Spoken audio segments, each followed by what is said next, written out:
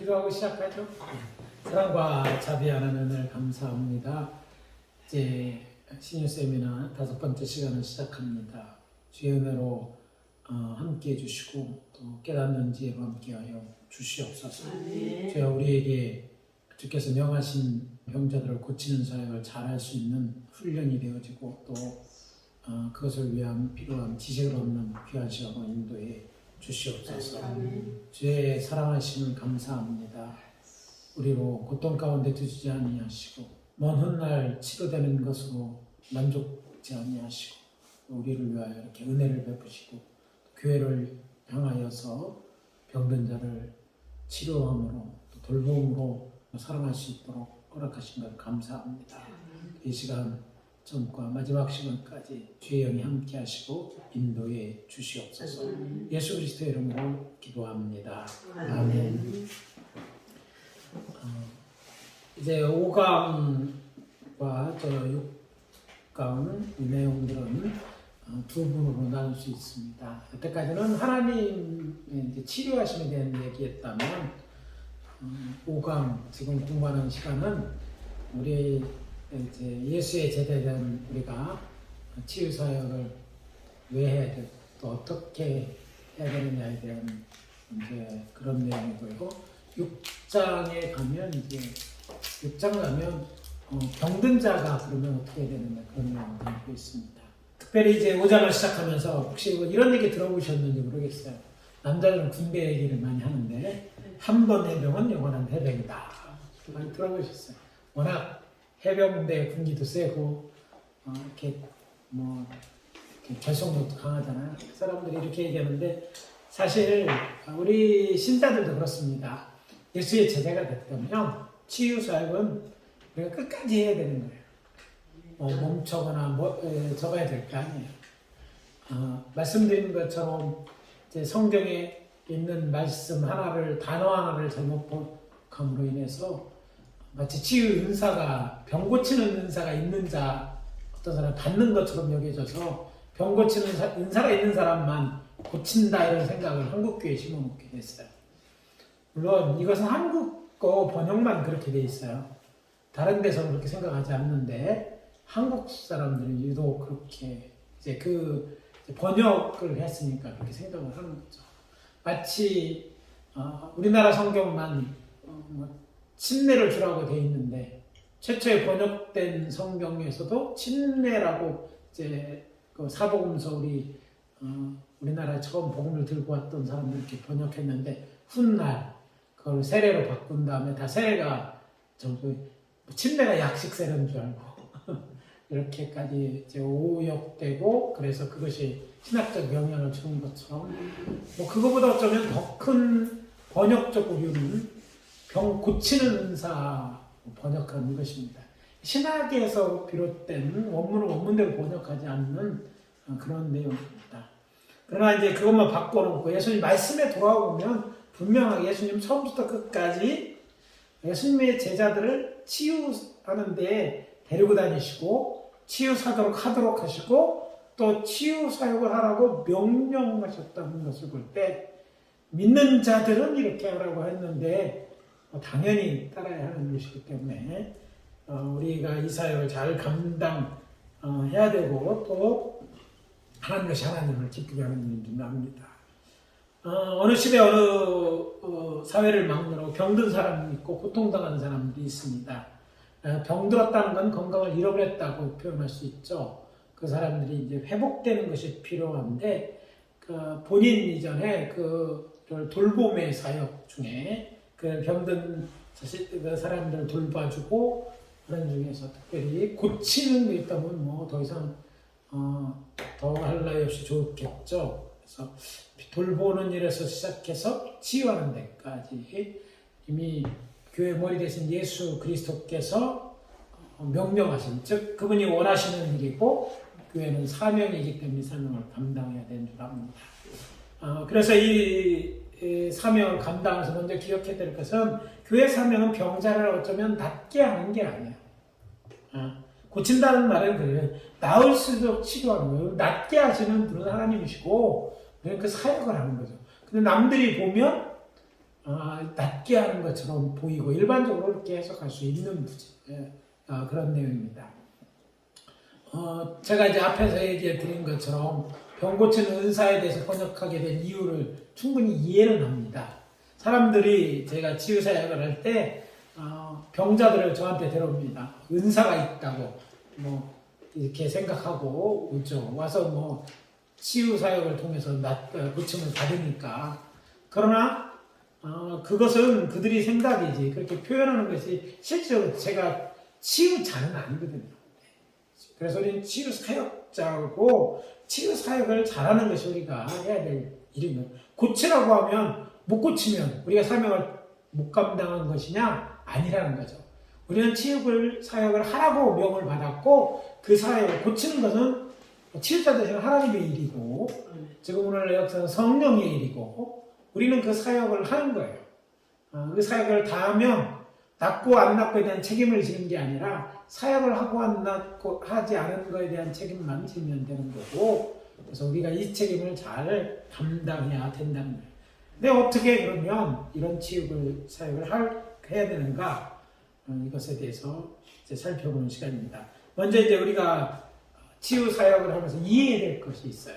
그것은 예수님의 제자들의 치유 사역으로 해서 예수님의 제자들 또 예수님의 제자들도요 자세히 들여다보면 예수님과 공생애하고 같이 있었을 때 예수님의 제자들의 치유 사역과 예수님이 이제 부활 승천하신 다음에 주의 명령을 따서 치유 사역과는 차이가 있다는 거예요.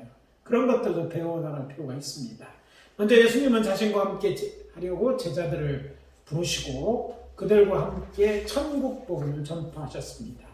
그리고 천국 복음, 하나님의 나라에 대한 얘기인데요. 그걸 하면서 뭐 복음만 전하는 게 하나님의 나라가 가깝다고 이야기할 뿐 아니라 하나님 나라가 어떤 곳인지 이야기하면서 병자들을 치료하는 일도 같이 행했던 것을 알게 됩니다.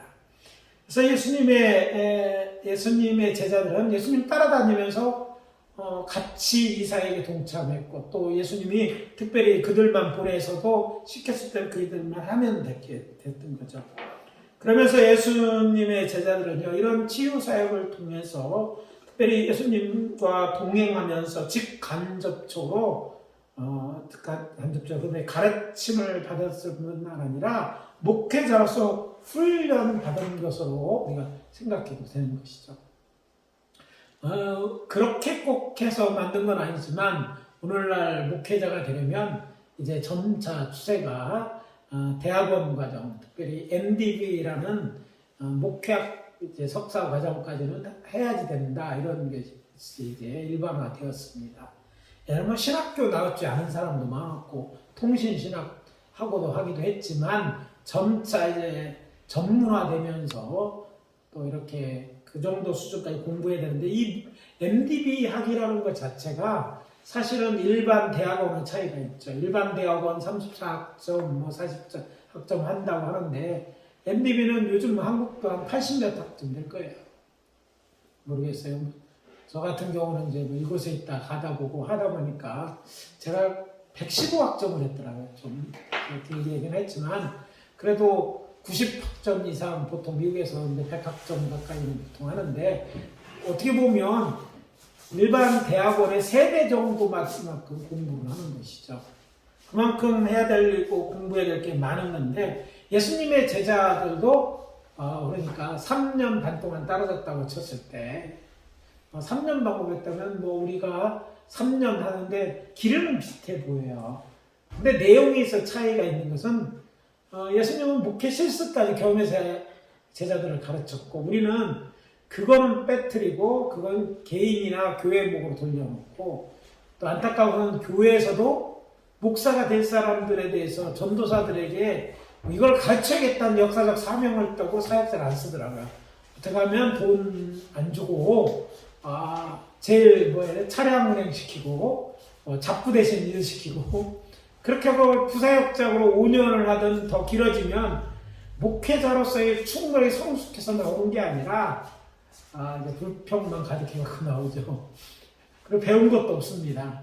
그리고 일단 놔두면 그때서부터 해야 되는 거니까 참 어렵습니다. 한국 목회가 왜 어렵게 됐느냐면 우리나라 한국에 이런 좀 바람직하다는 목회 구조에 있던 것 같아요. 그리고 전임 목회자들의 이런 데 대한 문제의식을 느끼지 못하는 그런 실수라고 본 거죠. 그래서 전도사들은 앞으로 목사가 될수록 훈련받는 기간이지 싸게 임금으로 쓰는 그런 의미에서의 전도사들이 아니거든요. 차량으로 기사를 뽑은 것도 아니고요. 그래서 물론 현실적으로 그런 일을 많이 하지만 어떻게 하든지 저들이 사역대로 해야 되는데 이렇게 된 데는요. 그 올라가서 볼 때 그들도 그렇게 훈련받지 못하는 세대가 되는 거죠.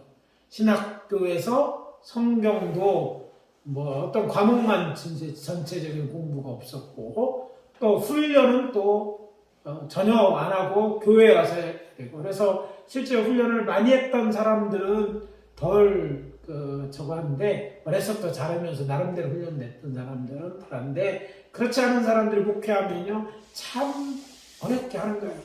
그래서 여기도 깨지고 저렇게 해서 문제 생기고 그러면서 성장을 하는데 너무 오랫동안 그 사이에 교회는 많은 사람들이 상처를 받고 목회자 자신도 힘을 잃을 때가 참 많습니다. 본인도 제어가 잘 안 돼서 제가 장기 금식하러 있을 때 보니까 목사님들이 장기 금식하는데 어떤 분은 그게 무슨 계급장처럼 이렇게 명함에도 써놓고 다니던데 그 내용을 보니까 되게 재미난 거는 뭔가 자기의 어떤 걸 고치기 위해서 온 사람이 참 많더라고요. 그러니까 그거 고치러 거기 가서 죽기 살기를 해야 되는 시점이니까 다른 거는 고칠 생각도 없는 거죠. 그러니까 이제 목회도 어렵고 성도도 딱히 함께 피해를 받죠. 그래서 우리는 이제 한국교회가 어려워지고 이런 데서 다시 한번 도달해서 잘못된 걸 지금 고쳐야 되는 거예요. 아직 완전히 폭삭 망하지 않았을 때 지금 고치면 그래도 다는 아니지만 일정 부분에 좀 회복이 되고 또 건강하게 된다면 교회나 또 사역자들도 덜 힘들고 또 우리가 효과적으로 주일도 잘 감당할 것 같은데 어떤 목회에 대한 실습적인 부분도 마찬가지라는 거죠. 그래서 그 당시에 예수님의 제자들은 예수님 하는 거 보고 계속 시키는 대로 또 실습도 하고 자기에게 이제 일이 주어졌을 때 누구처럼 예수님처럼 똑같이 하면 됐어요. 늘 예수님한테 본 것이고 또 예수님에서 시키는 대 해봤던 것이니까 그렇게 사역함으로 별 세대나 이런 거 없이 자연스럽게 그들은 치유 사역을 해왔고 교회는 치유의 공동체를 이룰 수 있었던 것입니다. 우리는 그렇지 않기 때문에 안타깝게도 이 차이를 잘 보고 우리는 늦었지만 치유에 대해서도 잘 강조하지 않는 분위기, 특히 신학적으로 하나님의 치유하심 이런 기적은 이미 끝난 세대라고 가르쳐왔던 그런 신학의 변화서부터 실제 하나씩 알아가는 데까지 변화가 있어야 될 줄 압니다. 그래서 먼저 그들은 어떻게 목회하면 이미 예수님이라는 모델을 통해서 보고 또 예수님으로부터 지식도 또 영적인 어떤 사역의 경험도 가지고 나가서 정말 성공적으로 죄를 감당했다는 것이죠. 그래서 이제 이런 것들을 이해하기 위해서 이제 치유사역에 대한 내용들을 다루고 있습니다. 아무튼 그래서 우리가 지금 현재 이 치유사역은 예수님께서 하셨던 것처럼 우리가 복음 전한 자들에게 병든 자들에게 복음을 전하고 치료하는 건 당연한 일이다. 해도 되고 안 해도 되는 것이 아니고 나는 반드시 해야 되는 일이다. 교회가 해야 될 사역이다. 그러므로 우리가 속해 있는 교회에서 치유사역을 해야 된다는 것이죠. 그리고 또 하나는 병든 자만이 아니라 우리 의사가 아니라 우리에게는 중요한 건 예수님도 복음을 전하면서 병들을 치료하셨다는 이것은 어느 하나 취사 선택해야 되는 것이나 같이 해야 되는 일이기 때문에 같이 사역해야 된다는 거죠. 그래서 복음사역 안에서 예수님의 치유사역들을 특별히를 이해하면 도움을 얻는데 특이한 것은 예수님 이제 역사적으로 볼 때 예수님이 계실 때, 이 땅에 계실 때와 예수님 부활 신천은 똑같은 예수님의 제자들이지만 뭔가 달랐다는 것을 알 필요가 있다는 거죠. 구분해서 봐야 되는 거죠.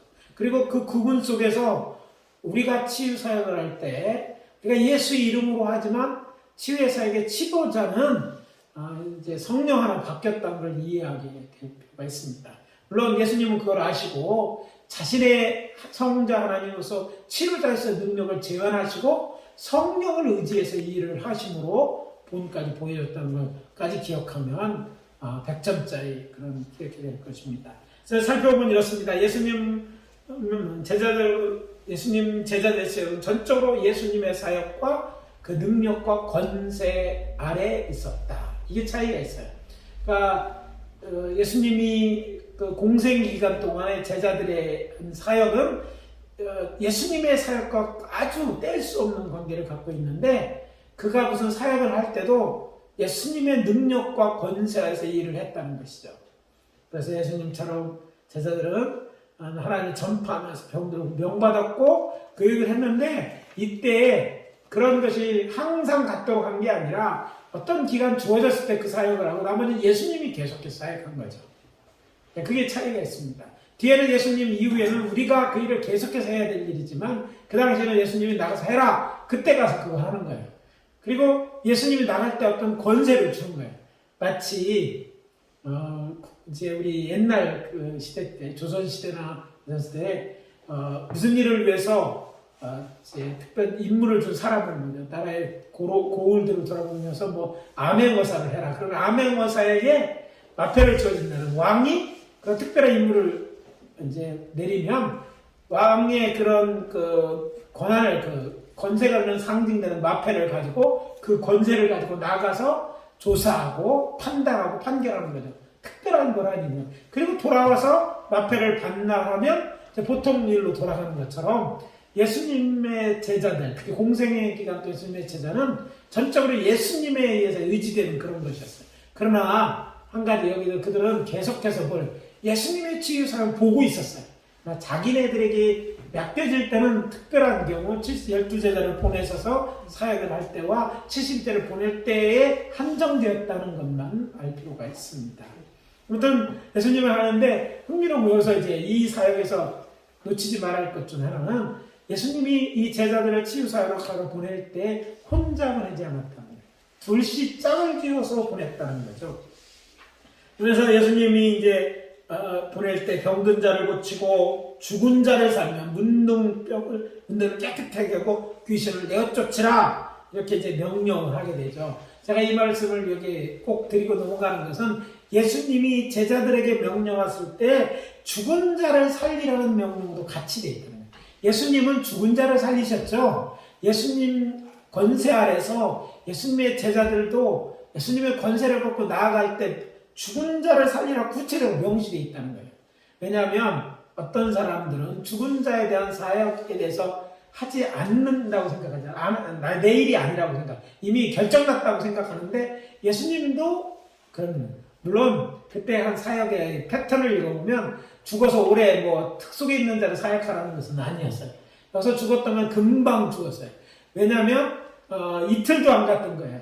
유대인의 장례법을 이해하면 이제 성경에는 나와 있지 않지만 유대인들은 24시간 매장해야 됩니다. 하루가 지나기 전에 빨리 매장을 해야 되겠어요. 이제 매장을 해야 됐기 때문에 거기서 죽었다는 사람은요, 저쪽 무덤에 들어가지 않은 사람들에게는 적어도 하루가 안 되는 사람들이에요. 그래서 우리가 이 범위를 늘 놓치면 안 돼. 그러니까 성경은 안 나와 있지만 성경의 문화 속에서 우리가 놓치지 말아야 할 거 그거예요. 그래서 오랜 사람 죽은 자를 사역을 한 적도 없고 그걸 한 것이 아니라 당장 죽은 사람, 죽은 지 얼마 안 되는 사람들, 죽어서 장례하러 갔다고 우리가 3일장 한다고 그때 3일 동안 있다 가는 게 아니라 그때 장례 치러 가면 또 오늘 죽어가지고 지금 장례 치러 나가는 거예요. 무슨 얘기인지 이해가 가시죠? 근데 죽은 자 사역에서 이 리미트가 있어요. 성경에 나와 있지는 않지만 이런 문화와 전통 속에서 우리 찾을 수 있기 때문에 제가 부언 설명해 드리는 거예요. 책만 봐서는 알 수 없으니까.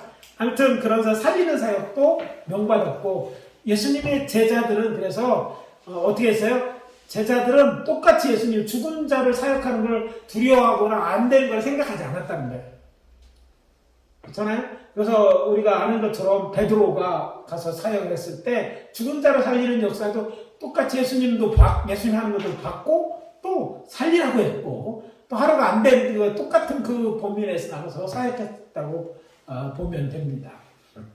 아무튼 이건 이제 참고로 말씀드리는 거고, 자, 이런 사역할 때 구약의 선지자 제사는 물론이고 예수님의 사역과는 이건 다른 점이라는 것을 우리가 참고로 알고 지나가야 될 줄 압니다.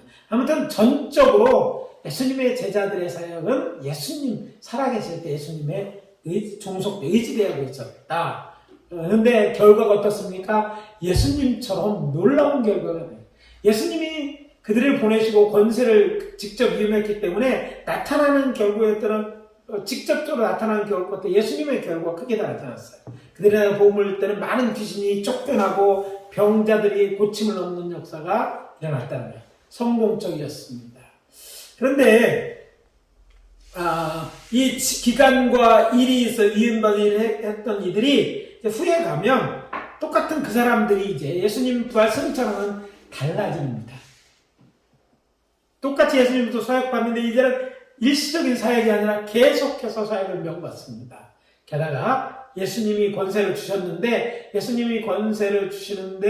예수님이 계시지 않고 세상에 계시지 않고 이제 하늘로 올라가시는 거예요.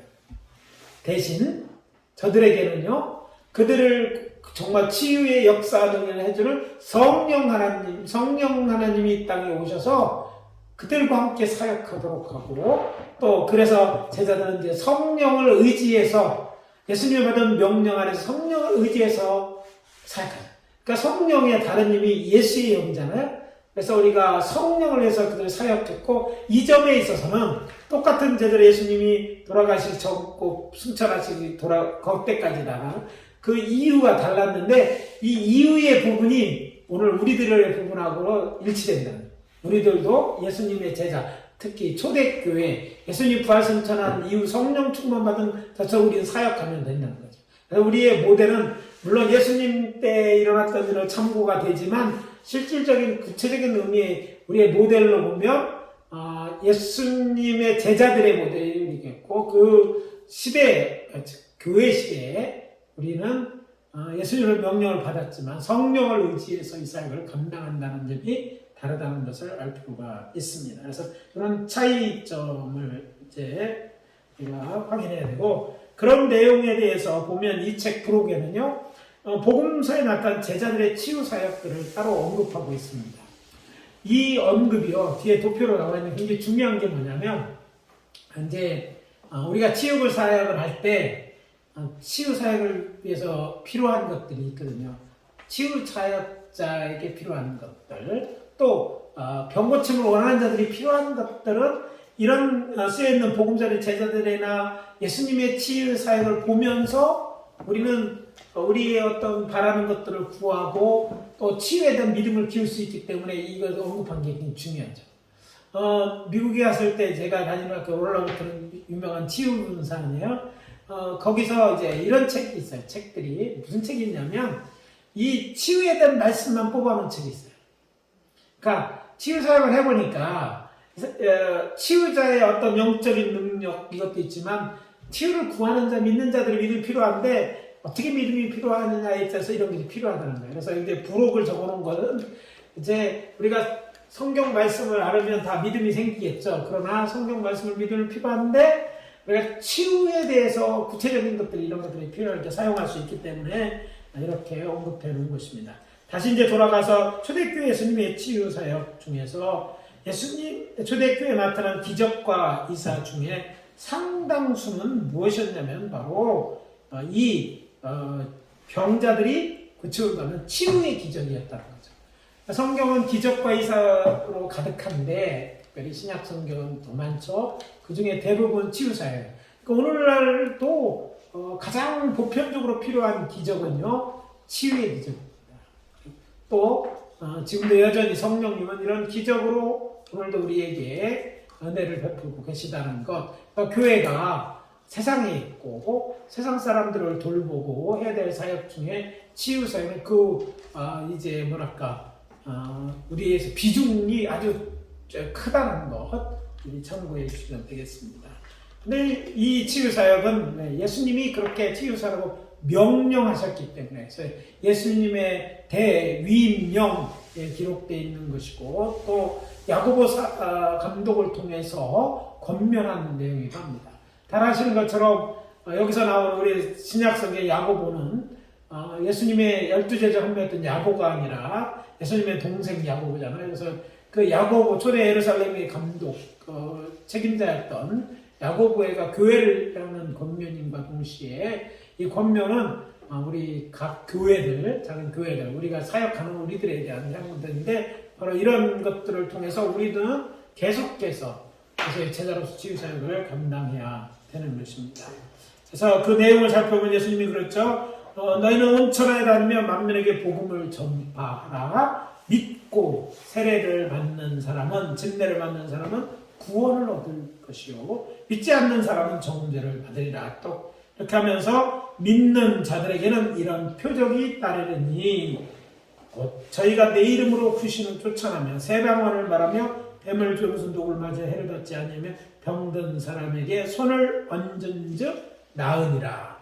병자를 고치라고 낫게 하라고 명령했고 예수님께서는 예언하셨어요. 네가 손을 놓고 기도하면 낫게 될 것이다. 약속하셨다는 것이죠. 이 대위험 명령, 치유사역 명령이 예수님에 의해 주어졌다는 사실을 우리가 놓치지 말아야 돼요. 지금 그러면 왜 안 하느냐? 놀랍게도요. 교회에 오면은요 신학입니다. 신학은 하나님의 말씀에 대해서 하나님의 이해하는 학문인데 신학이 예수님의 치유의 기적은 초대사가 끝났다라고 하고 안 하는 거예요. 그런 엄밀히 따져서 이것을 신학자가 얘기하잖아요. 그것은 하나님의 아들 예수 그리스도 우리 왕 대신에 한 명령을 다른 얘기를 하는 거예요. 얼마나 유명하느냐가 중요한 게 아니에요. 우리는요 우리의 주인은 예수 그리스도고 예수 그리스도는 그 언제 끝난다는 얘기가 없어요. 계속 해야 되는 일이에요. 근데 우리는 자꾸 신학에 매여서 아니다 끝났다 어떻게 평신도 해야 돼 이상한 것에 빠져있는 우리가 잘못되어 있는 것이 그 생각이 잘못되어 있는지 성경은 분명히 그걸 제한하고 있거나 5년만 하라고 10년 니들만 하고 말하라 전혀 얘기한 적이 없다고 그렇게 말하는 것은 신학자인데 굉장히 그게 똑똑한 거라고 생각하지 말라고. 참 안타까운 것은요, 성경이 뭐라고 하느냐보다 어떤 신학자가 이야기하는데 너무너무 힘이 센 거예요. 여기는 칼빈도 포함할 수 있어요. 물론 칼빈은 나중에는 지난번에 얘기한 것처럼 신에 대한 얘기를 하지만 유명한 신학자도 마찬가지라는 거죠. 우리는요, 예수가 주인이고 하나님의 말씀을 따르는 자예요. 그렇다면 주님이 금하신 적이 없고 몇 년만 하다 말아라 이거 하지 않았다면 우리는 계속해야 되고 주님이 평신도 사역자 구별하지 않았었어요. 해야 되는 거예요. 끝까지 우리 해야 될 거예요. 이걸 하지 않는다면 우리는 주님의 명령을 그러면 그 신학은 적당한 것도 아니고 우리는 예수님의 명령에 순종해서 이해를 해야 되는 거예요. 그래서 대위임령 다른 전도를 하라 그러면서 전도를 치유하지 않는 것은 이율배발적이고 바람직하지 않다는 것을 우리가 알아야 되는 것이죠. 그래서 예수님의 제자들 어떻게 돼? 예수의 이름으로 귀신을 쫓아내요. 그때나 지금이나 똑같아요. 쫓아내는 건 예수의 이름으로 쫓아내고 병든 사람이 뭐 해라? 손을 얹어 고치라고 했어요. 그러니까 어디까지 해요? 손을 얹어 고치려고 손을 얹는 데까지는 해야 돼요. 우리가 고치는 건 아니잖아요. 그러나 거기까지가 우리의 명령입니다. 그래서 이런 것들은 예수님이 12제를 치신다는 것과 일맥상통한 것이고 이제는 차이가 있다면 온 천하에 다니는 차이가 있어요. 너 있는 데가 아니라 이제 니들 사역하는 부분은 유대만이 아니라 온 세상 우리가 가는 곳 우리 한국이나 대전이나 우리 교회나 우리 집이나 그걸 넘어서서 어디든지 가서 우리가 해야 될 일은 이 사역을 감당하는 거예요. 교회는요 이 사명에 대해서 다시 한번 안 했다면 회개하고 돌이켜야 되고 다시 한번 초대교회처럼 다시 해야 된다는 거 확인해야 돼요. 누가 명령하지? 예수님이 명령하고 다른 것은 성경에 나오는 얘기가 아니라 사람들의 얘기고 그것이 교회의 결정이라 할지라도 그 교회가 하나님의 말씀을 잘못되었다고 말 왜? 안 일어날 수가 없었다고 왜 지금도 일어나는 거예요? 그렇잖아요? 지금 이제 오순절 아닌 교회들이 혼돈 갖는 게 뭐냐면 방언은 다 끝났다고 얘기하면 지금 방언하는 건 뭐라고 얘기해? 그럼 혼돈에 빠져서 왜 심하게 갖고 놓는데 그럼에도 못 고치는 게 이게 문제인데 우리는 신학적으로 오픈돼 있는데 우리는 왜 안 하느냐? 우리도 해야 될 줄 압니다. 그래서 해야 되는데 예수님 또 초대교회 감독도에 뭐 다른 얘기니까 너희를 죄를 고하며 병낫게 서로 기도하라. 의인의 간구는 역사하는 힘이 많으니라. 아주 놀라운 그 치유에 대한 우리가 놓치지 말아야 될 부분이 야고보 감독이 이제 얘기했는데 뭐냐면 회개하는데 그냥이 아니라 회개가 중요하다 얘기를 하는 거예요. 회개하라. 서로 고백하면서 회개하라. 그리고 병낫게 해서 서로 기도해라. 그러니까 너도 나도 더 같이 기도해라. 여럿이 기도해라. 이런 얘기예요. 더 나가서 중요한 얘기가 의인의 간구는 역사하는 힘이 많다. 자, 그러면 여기서 이제 치유사역자들에게 도전이 있어요. 자, 우리 애가 병들어 기도했을 때 단지 하나님의 치료하심이 있고 또 내가 순종할지라도 잘못하면 내가 의인이 아니라면 나타나지 않을 수도 있고 또 의인이라면 더 많이 나타날 수도 있는 거죠. 그러니까 이런 것이 뭐가 관련이 있음을 알 필요가 있는 거죠.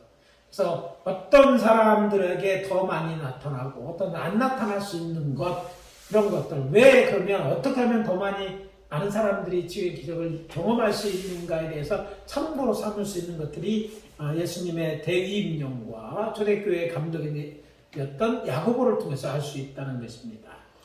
또 하나는 치유사역을 할 때 예수님은 그냥 말씀으로만 하신 것이 아니라 권세 있는 말도 하셨어요. 근데 때로는 그 말도 하시고 기도도 하시고 또 기름으로 바르기도 하고 안수도 하시고 어떤 건 이거는 하고 저거는 안 하고 다 여러 개 같이 있을 수도 있고 다양한 이 치유의 방법으로 병을 고쳤는데 대표적으로 나온 게 세 가지 정도. 기도하는 것과 네 가지죠.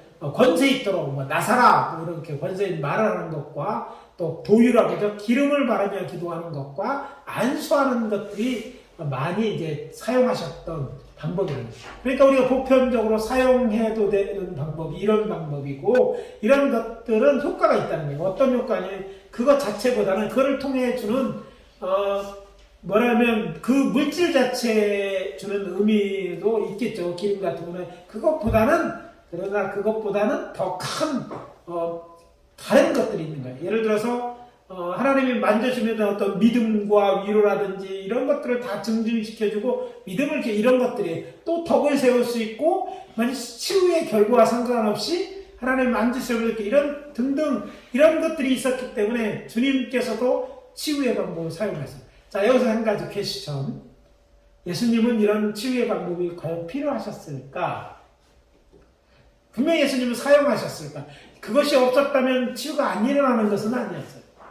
그렇죠? 근데 이걸 사용하셨어요. 그러니까 그 많은 이유가 있었다는 것이고 그 이유에 대해서 우리가 충분히 100% 다 이해할 수는 없다 할지라도 우리가 이거를 사용하는 것이 비성서적인 것도 아니고 예수님의 가르침을 보역하는 것도 아니고 어쩌면 우리가 잘 오히려 사용함으로 덕을 세우고 저들에게 위로함을 느끼게 하고 하나님 만져주심을 경험하고 그러니까 우리가 사실 치유는요 단순히 육체 한 부분이나 정신, 마음 또 어떤 삶에 이런 게 다 일어나는데 이런 것을 다 고려해 볼 때 이런 것을 다 감안하시고 이렇게 하신 거거든요. 다양한 방법으로 치료하는 거예요. 어떤 사람이 손이 벼 갖고 와서 근데 어떤 사람은 그것만이 아니라 마음의 치료는 이런 것들이 다 이루어질 수 있는 거예요. 단지 눈에 보이는 어떤 육체의 어떤 손상된 부분이 낫는 것을 넘어서서 마음이라든지 하나님과의 관계 이런 것까지 치유하시기 때문에 주님은 다양한 방법으로 하셨고 제자들 또한 예수님은 하시는 걸 보고 예수님의 제자들이 이런 다양한 방법을 통해서 예수님처럼 사역했다는 것이죠. 이게 중요하죠. 그래서 이런 다양한 치유의 방법들에 대해서 해야 되는데 중요한 건 이런 여러 가지 방법이 있는데 정말 중요한 건 뭐냐면 치유 사역자, 그러니까 사람들이 사용됐다는 거예요. 제일 중요한 건 예수님이 그 일을 하셨던 것처럼 이제 예수님을 대신해서 치유 사역자들이 사용돼서 예수님처럼 치유사역자들이 이를 통해서 일을 하게 했다는 거예요. 그러니까 중요한 건 오늘날 치유에서 가장 중요한 거 어떤 구체적인 방법으로 제일 중요한 비중을 보면 제일 중요한 사람이 치유사역자라는 거예요. 치유사역자 그렇게 할 때 하나님은 영광을 받으시고 기적도 이렇게 하는 거니까 치유사역자가 중요한 거예요. 그러니까 여기 있는 우리 목회자가 바로 치유사역자들이에요. 물론 다른 사람들 다 치유할 수 있지만 치유를 전문적으로 치유하는 데 훈련 받고 또 신학적으로 하고 치유해서 도와주고 사역할 사람들은 우리라는 거죠. 그래서 우리가 이것들 안에 그럴 때 하나님께서 우리를 통해서 이제 놀라운 신유의 통로로 사용해서 하는 하나님의 영광을 드러내고 하나님이 나타내고 하나님의 나라가 이와 같다 하는 그런 증거로도 사용하시고 하나님은 나를 사랑하는 것들 사용하시고 하나님의 이런 다양한 것들을 드러내실 수 있다는 것이죠. 그래서 제일 중요한 게 이제 기도, 아까 얘기한 기도에 대한 기도, 치유사역자가 기도를 했는데 기도는 하나님의 가장 보편적인 통로예요. 하나님의 은혜를 경험하고 이제 기적을 경험한 내용이 아까 방법에서 이제 영어로 나와서 그냥 가까이 자. 말씀도 있지만 이 기도, 그러니까 권세 있는 말도 있지만 기도가 아주 중요하다는 거예요. 지금 앞뒤가 바뀌어서 제가 말씀을 앞에 넣어가지고 이렇게 나왔는데 아무튼 기도할 때 치유자들이 가장 많은 사람들이 있고 이거는 구약에서 고침을 받을 때 보면 기도하는 게 있어요. 그 중에서도 보면 족장들의 기도를 들으시고 하나님이 치유하신다고. 모세의 기도를 들으고 하나님의 역사를 하셔요. 이처럼 치유 사역자의 기도가 능력이 있을 뿐 아니라 병자의 기도에도 능력이. 그래서 하나님의 치유를 경험할 때는 기도는 아주 중요한 전통적인 방법이고 많이 사용하는 방법이고 기본적인 사용 방법 중에 하나예요. 그래서 기도하면서 뭘 더한 것들이 많아요. 기도하면서 또 기도가 먼저 있고 또 어떤 방법 치유 사역이 있고 그 다음에 또 기도가 있는 이럴 수도 있고 아무튼 기도가 핵심이라는 걸 알고 있고 또는 말씀에 이건 굉장히 어려운 이야기입니다. 그러나 성경에 보면 이것에 대한 제일 기본적인 것은 크게 어려울 거죠. 우리가 해야 될 건데 말이 필요한데 어떤 말이냐면 예수의 이름이라는 예수의 이름으로 하는 거예요. 우리가 기도할 때 예수의 이름으로 예수의 권세 이 모든 일이 행하는 것 같이 예수님의 이름을 사용하도록 우리는 허락을 받았고 예수의 이름으로 이 사역사를 감당해요. 이건 뭐하고 있으면 어명이요 할 때와 같아요. 이걸 생각하면 어명이요. 그 사람이 아니라 이 어인이 찍혔으면 내 말이 아니라 왕의 말인 것이잖아요. 똑같이 우리가 예수의 이름, 하나님 구원자 예수의 이름으로 선포될 때 그것에 권세가 있는 거죠. 그리고 우리가 옛날에 아까 얘기한 대로 마패의 권세가 있는 것처럼 어인이 찍혀있는 그래서 무슨 문제 할 때는 뭐예요? 이제 옥새가 어디 있느냐가 되게 중요하잖아요. 옥새가 넘어가면 왕권이 넘어가는 것처럼 예수의 이름이 그런 옥새나 이런 거와 똑같은 만큼 권세가 있는 거예요. 특별히 우리는 예수에 대해서 하도 말도 많이 하고 예수에 대해 늘 하는 것처럼 예수님에 대한 가까우면서도 그것이 얼마나 능력 있는 이름인지 잘 모를 때가 있어요. 그게 얼마나 큰 권세인지. 예수의 이름을 우리가 마음대로는 아니지만 주의 명을 사용할 수 있는 게 얼마나 큰 축복인지 보는 거예요. 말하자면 옛날로 따지면 승정원 네 맘대로 찍어요. 여러분 네 맘대로 찍어본 적 있습니까? 제가 학교에서 이제 근무할 때 교장 선생님하고 일하면 교장 선생님들이 구두 보고 일일이 서류하고 그냥 무슨 중요한 거서 알아서 찍어 하고 도장 주시면 제가 다 찍어. 특별한 거 매번 하는 거니까 믿고 맡기고 그러니까 그거와 똑같아요. 네가 자유롭게 해서 내 이름도 내 도장 찍어. 내 예수 이름을 이렇게 말해요. 이게 얼마나 예수의 제자들에게 큰 권세. 이게 얼마나 힘 있는지 언제 아닙니까? 귀신과 싸우면 정확히 합니다. 따를 때는요, 너도 나도 예수의 이름 세상 사람이 떨지 않잖아요. 그런데 귀신들하고 생각하면 이 예수의 이름에 파워가 있는 거예요. 왜? 그들은 영적인 세계이기 때문에 영의 그 능력을 알잖아요. 그러니까 세상 사람들은 아주 철이 없어. 이런 경험이 없으니까 예수의 이름이 얼마나 이런지 몰라서 그런 거예요. 이게 어명보다 더 무서운 하나님의 나라의 왕이신 예수님의 그런 명령, 세상 왕과 더 크고 높으신 그분의 명령, 어떤 대통령, 미국 대통령이나 뭐 이런 거 더 큰 명령인데 그걸 몰라서 그러는데 귀신들은 알잖아요, 영적이. 그래서 두렵고 떨리는 거예요. 그래서 우리가 예수의 이름으로 예수의 이름을 사용할 수 있도록 받았다는 것은요, 마치 이 예수의 이름이 막 핵폭탄과 같아서 이 악한 영들을 제어할 때 또 어떤 걸 선포할 때 그게 중요하죠. 그러니까 그리고 승정원의 어인이 아무데나 찍는 게 아니에요. 그냥 아무데나 어인을 찍는 게 아니라 그 내용이 사법될 때 왕의 이름을 할 수 있는 거 찍는 거지. 그거에 잘못된 책임이 그 사람 찍는 사람이 책임지잖아요. 그와 똑같이 그런 말씀에 대한 책임인데, 그러니까 중요한 내 이 이름을 사용해야 돼요. 종종 우리는 세상에서 교회의 중직들이나 심지어 목회자들이 예수 이름을 팔아가지고 지 이익을 챙겨 예수의 이름으로 거짓말을 하는, 정말 이런 일을 당할 때 참 마음이 아파요. 이 예수의 이름을 그렇게 사용하는 게 얼마나, 하나님 사랑이니까. 왕 친구처럼 대해다갖고요, 죽은 사람들 엄청 많아요. 친구가 아니라, 별것도 아닌데, 왕의 뭐 어떤 명예, 그게 더 중요하기 때문에, 그런 사람들이 역사적으로 많잖아요. 우리는 그래서 잘 사용해야 되고, 그래서 이 능력을 우리가 받았잖아요. 내 이름으로 귀신을 쫓아가요. 그러니까 예수의 이름으로 우리는 쫓아가요. 그리고 우리는 무기가 없는 게 아니라 예수의 이름이 사용할 수 있는 그런 권한을 받았고, 또 예수의 이름으로 권세 있는 말이라는 건 예수 이름으로 일어나라! 일어나라는 건 내 말이 있지만 거기다 예수의 이름이 꽝 찍혀 있는 거야. 그러니까 거기에 역사가 나타나는 거야. 이런 것이 우리가 알고 선포해야 되는 거야. 그래서 예수의 이름으로 선포하는, 잘 그래서 선포하고, 예수님의 초대교회 제자들은요, 예수님처럼 예수의 이름으로 일어나 걸어라! 이렇게 명령했어요. 그래서 오늘도 우리 사역할 때 이렇게 해야 되고, 우리 다비다를 향하여 일어나라고 얘기했고, 바울도 루스터에서 병 고치고 믿음을 보고 내 발로 바로 일어나라! 예수 이름을 사용하지 않았어도 권세 있어요. 그러나 그 말에 권세가 있는 건 예수님이 그와 함께 하시니까 그랬고, 또 예수님의 이름을 사용하실 때 그런 거예요. 그래서 우리가 이렇게 사용하는 역사가 있어야 될 줄 압니다. 또 다음에 뭐가 있습니까? 또 안수하는 거예요.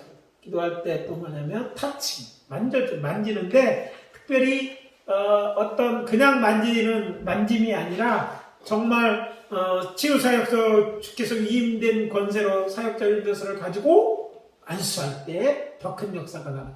여러분이 장로회라는 말, 목사들이 안수하는 게 성경에 보면 장로회 안수하는 거 똑같잖아요. 안수받을 때 우리 그렇게 사용할 수 있도록 다 안수를 해줬잖아요. 그래서 그 이름을 가지고 우리는 나아가서 그 사람들을 안수하며 기도할 수 있는 거예요. 물론 안수는 이제 잘못 사용되는 것 때문에 우리나라 같은 데는 전통적으로 제한이 있었어요. 안수 받은 자만 이제 안수하는 쪽으로 하고 있습니다. 덕을 세워서 하는데요. 그런 의미에서 안수가 아니라 타치하는 것을 만짐으로써의 안수도 있을 수 있어요. 그래서 이제 공적인 자에서 목사가 안수하는 건 문제가 없지만, 또 그냥 이제 막 돌아다니면서 평신도들이 막 가사하면 질서를 깨트릴 수 있으니까 권위를 잘 세워가야 되는데, 그래도 이제 머리 안수하는 것은 담임 목사가 주로 하시고, 그것 아니라도 타치가 있잖아요. 만져주는 것은. 그것도 굉장한 그 힘을 얻을 수, 영적 파워를 얻을 수 있거든요. 그랬을 때는 담임 목사가 이제 머리 위에 안수할 때 옆에 서 있는 분들은 옆에 이제 옆에 어깨에 손을 얹는다든지, 기도하는 자의 손 위에 손을 얹어서 그 마음을 모으면서 기도하는 이런 안수가 필요해요. 이 만져주면요, 굉장한 능력이 있어요. 제가 며칠 전 극동방송 듣다가 남자들은 여자를 잘 모른다 뭐 이런 얘기를 하더라고요. 그래서 작은 만져줌, 서로 이런 것들이 굉장히 여자들에게는 사랑을 느끼고 이런 건데, 남자들은 그런 것을 너무 소홀히 한다는 거죠. 그렇습니다. 우리도 그래요. 우리가 그리스도의 이름으로 만졌는데, 요즘은 또 이게 이제 법적으로도 문제가 많습니다. 네. 저 미국 갔을 때는 애들 머리 만진다는 얘기는 만지지 말라는 거. 또 두 가지는 경고를 받았어요. 애들 머리 만지지 말고 싫어하고 이건 문화적으로 안 맞는다. 둘 번째, 어깨동무하고 다니는데 남자끼리 하고 다니는 건 한국에서 너무 자연스러운데 남자끼리 하든지 여자끼리 하면 거기는 도리어 문제다. 남녀가 껴안고 있는 건 하나도 문제가 안 되는데 1980년대 뭐 이런 때니까 70년대만 전혀 문화가 다른 얘기를 하고 지금 오시면요 이것저것 다 문제가 돼 있습니다. 굉장히 조심해야 돼요. 그러나 공개된 자리에서 주의 이름으로 어깨에 이건 좋은 만짐을 통해서 하나님의 사랑을 느끼고 전달의 통로가 되어지는 거니까 잘 사용해야 되는 거예요. 대신 이게 비공개적이고 또 수치물 이런 거는 문제가 되겠죠. 그러나 공식적인 자리에서는 이런 정말 함께 손을 얹어 기도하는 성서적 방법으로 이렇게 한다는 것은 오늘날도 권장돼야 되고 덕을 세우는 일인 줄 압니다. 그래서 잘 만들어요. 근데 뭐 만진다고 세게 만들어서 때리는 것이죠. 예. 이게 잘 때리는 사람들이 있어요. 안차를 좋아하는 사람도 있는데 그것 통해서 주는 유익이 있지만 제가 얘기하자면 안찰은 좀 주의하게 사고도 많으니까 주의 있게 하라고 했어요. 어떤 때 주의하느냐 병 들어서 완전 죽기 직전인 사람들은 안찰 절대 하지 말고 절대라는 말을 제가 붙이는데 왜냐하면 안찰하면 그게 다 이제 피가 이렇게 다 곱기 때문에 타살 충족이 돼요. 그 사람들 붙잡고 울든지 안찰하든 건강한 정도 때 때려주는 건 등짝 같은 데 때려주면 괜찮다. 그렇다고 목사가 폭력 행사하는 건 아니고 그래 덕을 세우면 그렇게 하는데 그런 차이가 있어요. 그러나 그거 주는 유익이 있다고 해서 또 문화와 정서에 반하고 살짝 오해 삼을 필요는 없죠. 그렇지 않은 이제 그런 선한 의미에서 덕을 세우며 될 수 있는 안찰 같은 거까지 포함해서 이런 타치가 좋은 방법이에요. 예수님도요 말씀으로 치료하시고 또 뭐 만져주시고 뭐 이런 일들을 하잖아요. 그런 내용들 기도하고 이렇게 나사로에 대한 나사로야 나오라 뭐 말씀하시고 혼자들을 기도해 주시고 만져주심으로 이제 눈먼 자를 치료했을 때 이런 내용들을 우리가 잘 보고 적어야 될 줄 압니다. 그래놓고 써서 자세히 보니까 1번, 2번 밑에가 바뀌었네. 요게 나사로가 이쪽으로 넘어가고 기도도 했어요. 근데 이제 말씀도 있는데 다 있는 부분이긴 하지만 예수님이 이런 모습을 보고 제자들도 그렇게 사용했으니까 우리들도 지금 이 시대에 자연스럽게 사용하는 거 문제가 되지 않는다고 말씀드릴 수 있습니다. 그러면서 이제 이런 것 다음에 이제 거기는 이제 했는데 도유, 기름 부어죠. 안수할 때 이런 접촉만 있었던 게 아니라 이제 기름도 부어졌는데 병든 자를 기름을 사용했다는 언급 없어요. 예수님은. 그러나 그의 제자들은 기름을 사용했다는 그런 게 구체적으로 나옵니다. 당시에는 기름을 부어서 이렇게 하는 거는요, 기름 자체도 치유의 효과가 있습니다. 여기서 말하는 기름은요, 들기름, 참기름이 아닙니다. 제가 옛날에 우리나라도 전통적으로 콩기름을 쓴 줄 알았더니 콩기름 쓴 지는 100년도 안 되더라고요. 우리나라 옛날 기름은 들기름, 참기름 전부였어요. 그냥 그때도 들기름, 참기름이었다면 당시에 유대인들에게 기름하면 올리브 기름이었습니다. 그냥 이렇게 생각하면 돼. 올리브, 감난유라고 번역하면 원래 이름으로 올리브잖아요. 올리브를 사용했는데 그거 자체 치료 효과가 있었어요. 기름이 주는 치료 효과가 있는데 치료 효과보다는 하나님의 만져주심과 또 큰 의식 때 하나님의 이 기름이 사용되어졌기 때문에 도유가 일어났잖아요. 제사장을 안수한다든지 뭐 이렇게 기름 이런 것들이 있었기 때문에 그런 의미에서 도유를 하는 것이 교회에는 오래전서부터 이제 사용되었던 교회도 그대로 사용되었던 걸 알았어요. 그래서 기름 발라 고치라고 얘기했어요. 기름 발라 고치는 역사가 있었고 또 그것은 성서적인 줄 압니다. 그리고 이 기름 바르는 게 굉장히 상당히 의미가 있더라고요. 그래서 목사 안수식을 그냥 안수하는 거하고 기름 부으면 특별히 기름 부어, 그러니까 우리 메시아라는 건 기름 부어 세우는 그런 것이 있는 것처럼 그런 상징적 의미가 있어요. 주님의 어떤 만져주심 뿐만 아니라 그 기름을 통해서 전통적인 우리 치유의 기적이 행해진 것처럼 하나님의 도구로 사용되었던 것이거든요. 그래서 그런 것들을 하면서 기도할 걸 하고 있고 야고보는. 그래서 우리도 기름을 바르면서 기도하는 사역을 멈추지 말고 해야 될 줄 압니다. 그래서 로버트 건드리기는 올리브기는 일반적으로 치료약으로 사용되었으므로 야고보의 이런 치료 도의를 생각을 가지고 있었기에 환자의 회복을 약과 기도를 사용하라는 의미로 받아들였어요. 이 얘기는 뭐냐면 기름을 사용하는 것은 약도 쓰라는 의미로서 받아들일 때 이 기름을 사용했어요. 약을 쓰는 포도주를 쓰라고 얘기하잖아. 포도주가 약의 기능, 그런 의학적 기능을 사용했어요. 그래서 약과 기도하는 걸 같이 써도 된다고 얘기할 때 기름도 사용하는 건데, 일반적으로는 치료의 약으로 보다는 하나님의 임재하시고 또 돌보시는 전대 이런 방법을 통해서 하나님이 만져주심을 통해서 기름 부음이라는 걸 함께 당시에 기도되어졌다는 거예요.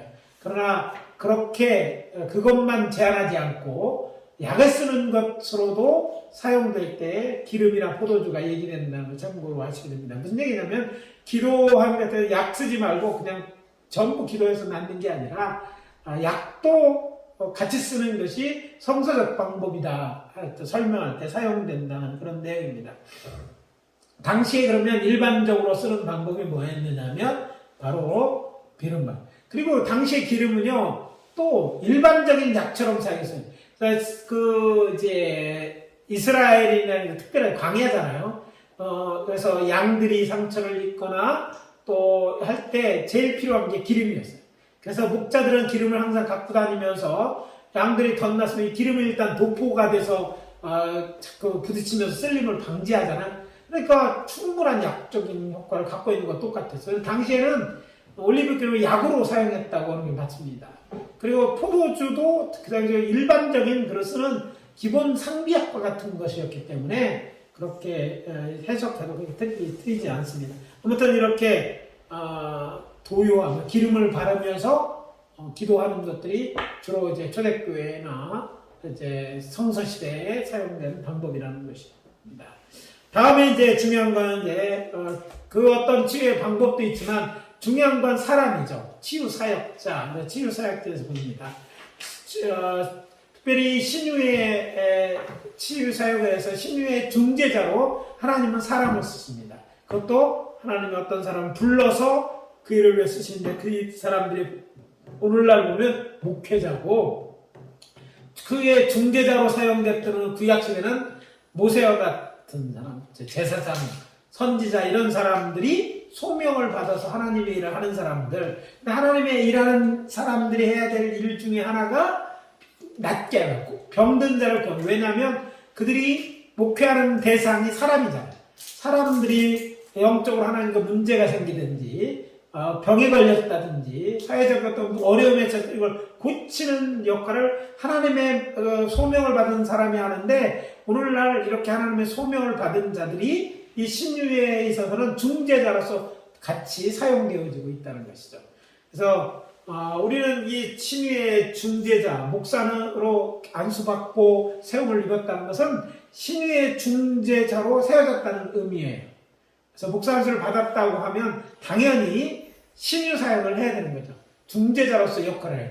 우리의 임무 중에 하나고 예수님이 분명히 아주 따로 떼어서 얘기하는 일이 있고 구약의 배경으로 봐도 당시의 이스라엘 지도자 하나님의 소명을 받아 택한 사람 하나님 쓰시는 사람들의 일을 했다는 것이죠. 그래서 이런 전통으로 봐서 당연히 일을 해야 되는 것이죠. 근데 흥미로운 것은 주님은 이 치유에 있어서 단지 치유의 중재자들만 이걸 한 게 아니라 신약시대에 와서는 이렇게 공식적으로 안수받고 세우지 않은 믿는 자들도 이 사역을 하도록 명령하셨어요. 믿는 자들에게 이런 표적이 따른다. 믿는 자라면 다 주의 말씀으로 복음을 전하고 병자를 고칠 수 있도록 명령받아요. 그래서 가정에서 아버지도 학교의 선생님들도 또 어떤 분을 맡아서 할 때 그 사람들이 할 때 치유를 위해 기도하는 사역을 하는 것이 잘못되어 있는 게 아니라 하나님이 그 일을 맡기셨고 또 하나님의 일을 하는 방법이라는 거죠. 그래서 가서 기도해 줘야 돼요. 어느 날 이제 교회에서 이런 걸 위해서 교회도 또 되도록이면 덕을 세워서 교회 공공적인 목사님이나 어떤 사람들이 하고 그분이 초청을 했을 때 더불어서 함께하는 사역을 해서 덕을 세워가는 것이 지혜로운 방법이 그렇게 사역하는 게 필요합니다. 그래서 제가 그 목사들은요, 그리고 자주 기도할 수 있어야 돼요. 그렇죠? 여기 지금 또 한국에서 목사 안수 받았다고 이제 한국으로 이게 자격증이 끝나는 게 자격증이 아니에요. 여기 보면 이게 이제 미얀마 갔을 때 있는데 미얀마에 갔을 때 거기 그 있는 사람들 안수하는 길에 예, 저의 이게 이쪽에 시작하는데 그러니까 우리가 한국이나 미국이나 어디든지 우리는 이제 우리는 그 사역자니까 어디든지 가서 병자들을 위해 기도해줘요. 근데 사람들이 되게 흥미로운 것은요, 아픈 사람들에게 기도해준다는 말은 그들을 뭐 억압하거나 그들을 뭐 바드한다고 그러는데 이렇게 뭐 힘들게 하는 일이 아니에요. 어쩌면 그들이 원하는 일이에요. 너무 오래 있는 사람들, 누군가 나를 위해 만져주고 내 관심을 주는 것도 좋은 거예요. 그래서 믿는 자들은 어디 갈 때 고통당하는 사람이 있으면 내일 아니라고 생각하는 게 아니라 그게 기회라고 생각하고 이렇게 얘기해요. 아유, 굉장히 힘드세요. 제가 기도해 드릴까요? 그러니까 저는 그래서 이제 우리 목사들은 더 좋죠. 저는 목사예요. 교회 목사인데 참 힘든 것 같은데 제가 기도해 드려도 되겠어요? 하면 안 믿는 사람도 해요. 제가 지난번에 얘기했죠. 일본에 우리 정성경 목사 지금은 옛날에 거지 전도 여행 갔는데 일본에 식당 들어가서 당신 가게를 축복하는데 밥을 줄 수 있냐? 축복해달라고 밥은 준다니까. 그 사람도 축복 없지. 근데요, 거기만이 아니라 동남아권에는요, 복을 빌어준다면 밥은 그 사람들이 없어서는 먹겠지만 오케이. 그러니까 동남아뿐이 아니라 이 병들은 자들을 위해서 해주는 거는 전 세계 공용해. 그러니까 여러분들은 뭐 국제적 라이선스가 필요 없어요. 그냥 목사를 안수하면 우리는 이미 받은 사람이에요. 우리는 권세, 예수 이름을 거저 가서 기도해 주는 거야. 고치는 누가 한다? 하나님이 하셔요. 내가 뭔가 교회가 나를 관심을 가졌다는 것 하나가 그 인생을 바꿀 수 있어요. 아무도 아프고 가치 없는 사람에 관심을 안 줘요. 이게 세상이에요. 돈 있을 땐 찾는 사람 많죠. 내가 쓸모 있을 때 그 사람 찾아가요. 그러나 이 사람이 병들고 힘이 없다, 아무도 가요. 근데 사람들이 엄청 군중 속에서 고독한 것이 현대인입니다. 그런데 고독은 그냥 맨날 씻고 있는 것일 수도 있어요. 많은 사람들이. 그런데 문제는 고독할 때 누군가 나를 위해 관심을 주는 사람 아닌데 그게 어떤 사람은 내가 목사가 지나가면서라도 관심을 기르고 기도해. 이거 엄청난 복음을 전할 수 있는 기회일 뿐 아니라 살아갈 희망이 되셔요. 누군가가 나를 위해서 해줄 수 있어요. 이렇게 아니라 그런 관심을 기울이는 이거 똑같은 거예요. 우리가 본날을 많이 살아요. 바쁘죠. 그러나 단 5분을 내는 거예요. 사실 선한 일은 2, 3분이면 할 수 있는 거죠. 근데 1년 내내 한 번도 못한 사람들도 엄청 많아요. 그래서 저희 청년들 이제 지도할 때는요, 연말쯤에 묻습니다. 올 1년짜리 선한 일 생각나는 한 가지라도 있어? 이렇게 물어보면. 근데 놀랍게 돼요. 자기 돈 벌려고 열심히 했는데 선한 일을 해본 적이 없대요. 그러면 제가 이 1년에 그냥 한 번쯤은 선한 일을 해야 될 거 아니냐. 근데 지금도 할 수 있는 일이 있어. 헌혈하러 가자. 가봐야 반은 또 불합격자예요. 근데 가는 게 중요해요. 왜? 선한 일을 한 번이라도 하자. 야, 우리 한 번 선한 일? 그러거든요. 우리는 그냥 선한 일이 큰 돈을 가져가고 이렇게 해결해줘야 돼 그렇게 생각하지만 어쩌면 제일 그들에게 필요한 그렇게 만져주고 그를 위해 기도해주는 것, 그냥 아플 때 같이 울어주는 거일 수도 있어요. 이게 하나님이 세상을 돌보는, 하나님이 사랑하시는 방법이고 그런 일을 위해서 우리를 보겠어요. 무슨 사실은 문제가 있을 때 우리를 돌아다봐야 돼. 딴 사람 누구 도와주는 사람이 있느냐가 아니라 바로 너다. 네가 도와줄 사람이다. 그러니까 우리에게는 우리는 딴 사람한테 있는 돈이 없을 수 있어요. 그러나 우리에게는요, 주님의 받은 것도 사명도 그렇고 주의 이름이 있잖아요. 우리는 주의 이름으로 가서 기도해 줄 수 있고 또 우리는 뭐 할 수 있어요? 축복할 수 있잖아요. 그 엎드린 사람들을 위해서 하나님 앞에 중보기도도 할 수 있고 축복할 수도 있고 이게 만짐이고 이게 돌봄의 사역이에요. 근데 이거를 너무 안 했다는 거야. 목사들은 전도만 안 하는 게 아니라 나가서 그런 어루만지도 못했어. 그리고 교회에서 설교하고 마치 왕처럼 있다 보니까 이마형 이 꼬라지가 났는데도 아주 회개하고 돌아가지 못하는 거야. 또 그거 못한다고 그거 안 할까봐 에이 세상에서 일이나 하고 목사 하려는 사람도 없어요. 이게 이제 정말 우리가 뭘 했나 하는 생각이 듭니다.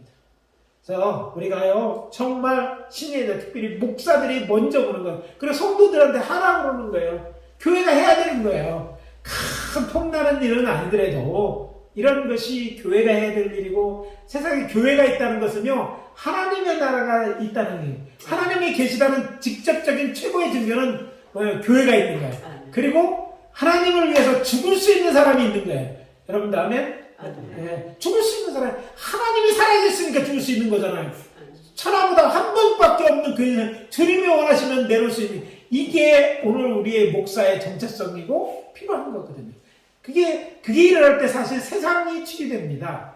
세상도 그 일을 하나님이 하시는 게 아니라 우리에게 맡겼는데 우리는 너무 우리의 책임을 하지 않고 있는 거죠. 네. 이게 무슨 얘기입니까?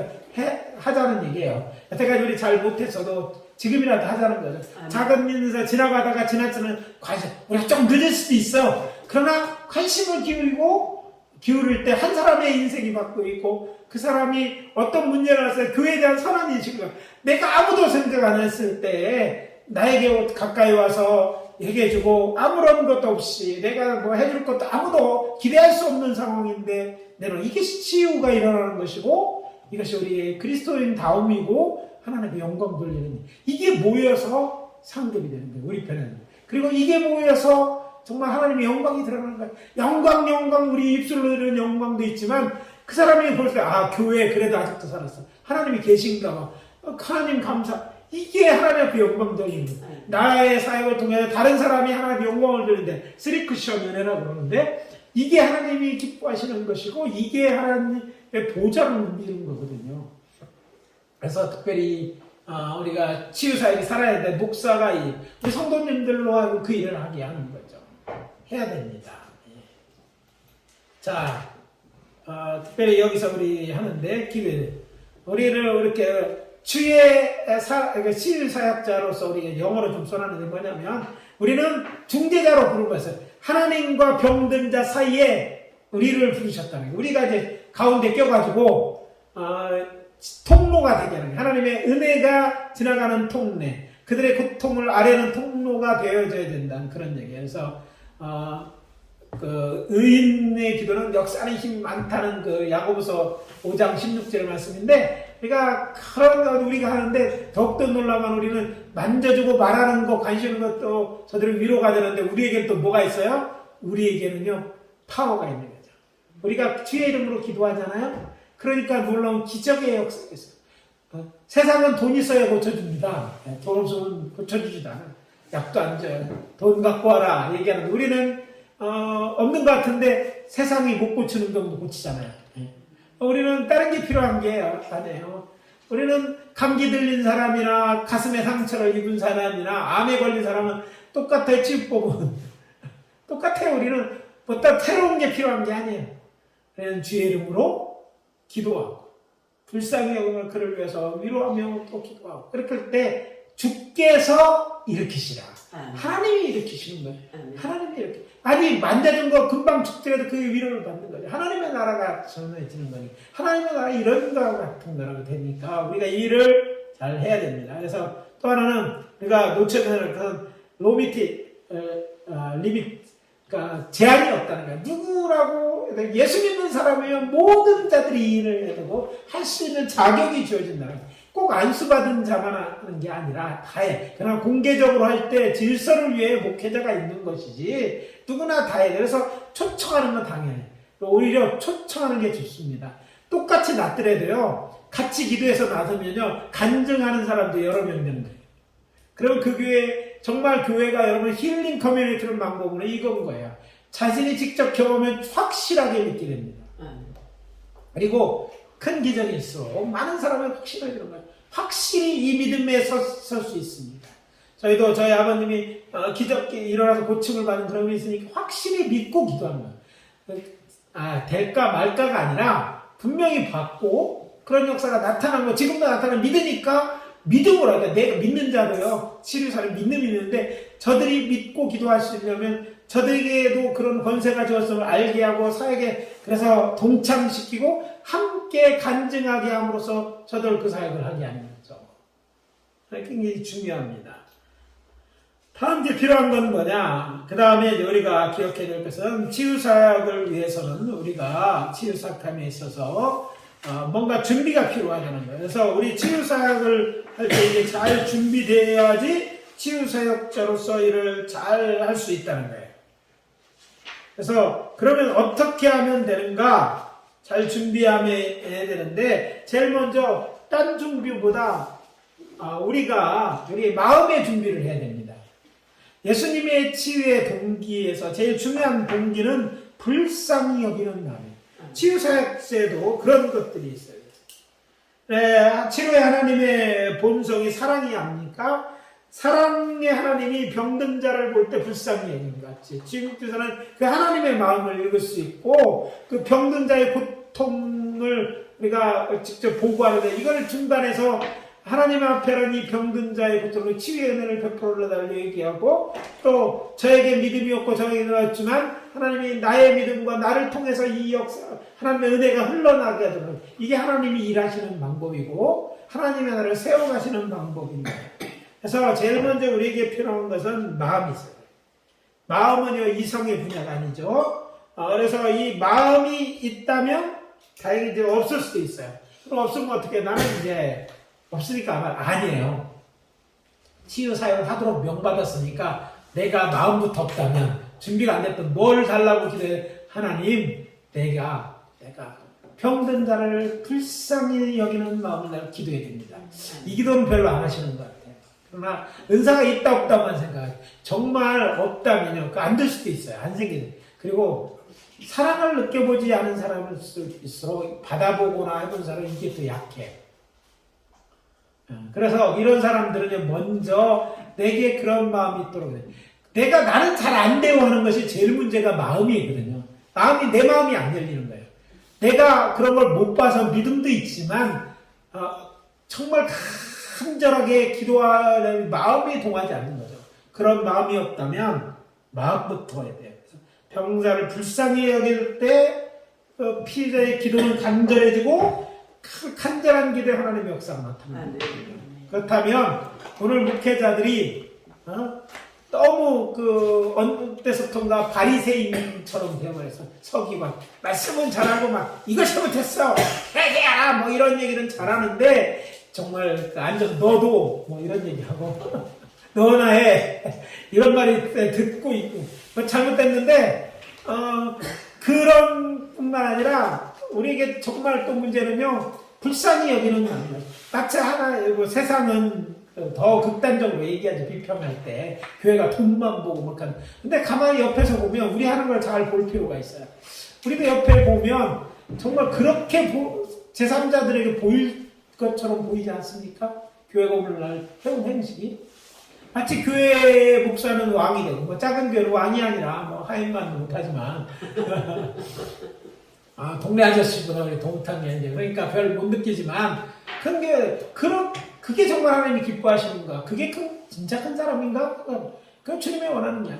예수님을 생각해. 예수님은 우리보다 크고 높고 이 정도가 아니시잖아요. 하나님이신데 하나님 세상에 오시고 그리고 뿐만 아니라 그 하나님께서 불쌍히 여기는 건 아니고 병든 자를 불쌍히 여기셨다면 우리 예수를 닮는다면 기본 목사이기 전에 예수님의 제자로서도 부족한 거예요. 그런 예수의 마음이 있어야 돼요. 예수의 같은 능력을 구하기 전에 우리는 그 마음을 구해야 되는 거예요. 치유의 역사에 있어서 중요한 건 마음입니다. 그거를 위해서 여러분 기도해야 돼요. 내 승질머리다. 그러니까 제가 자기 금식 가면 자기 성질머리 죽이려고 기도하는 사람 엄청 많다니까. 10일도 안 돼서 30일, 40일 한 번 가서 여러 번 해요. 근데 목숨 걸고 막 해갖고 이제 나갈 때 보면 시험 들고 나가고 뭐. 하는 거 뭐해? 몇 번 했다는 경력만 있지 싫지 마음은 아파. 그러니까 아예 나는 안 돼. 생긴 대로 살아. 그건 네 복임이지 성경이 말하는 게 아니에요. 뭘 잘못한 거죠. 우리가 뭘 기도해야 될지 모르는 거예요. 사실은요, 우리에게 목사의 마음은 이 불쌍히 여기는 이런 마음이 기본으로 있어야 돼요. 우리가 말씀을 맡았죠. 죄인을 죄인이라고 해야 돼. 아무리 힘이 있든지 잘못됐다고 얘기해야 돼. 하나님 앞에 회개해야 된다고 얘기해. 나한테 교회가 얼마나 당신이 떠날지라도 이 얘기를 해야 돼. 동시에 우리는 그가 있든지 없든지 나와 가깝든지 한테 불쌍히 여기는 마음이에요. 돈 있는데 정말 그 불쌍한 인생도 있잖아요. 불쌍해. 병들었어. 사실 보면요, 세상 인간이라는 게 참 나약한 존재다. 그런 마음들이 있어요. 그게 목회자의 마음, 예수의 마음이에요. 우리 이 마음이 있을 때 치유사역이라는 거예요. 치유의 능력, 능력 있는 종 이것이 아니라 능력 있는 종이 되기 이전에 정말 그렇게 되기를 원한다면 먼저 내가 불쌍히 여기는 마음이 있게 해달라고 기도해야 되는 거예요. 여러분, 불쌍히 여기는 마음이 있을 때요, 기도가 달라집니다. 그냥 어쩔 수 없이 하는 기도가 아니라니까요. 당신은 있는데 좋은 병원 가지. 그렇지 않으면 다 다녀. 그런데 그걸로 안 채우는 게 있다니까요.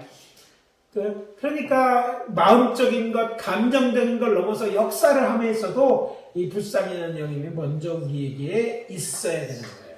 그래서 치유사역자 병고에 부자는 마음은 이성의 감정의 영역이기 때문에 잘 안 될 수 있어요.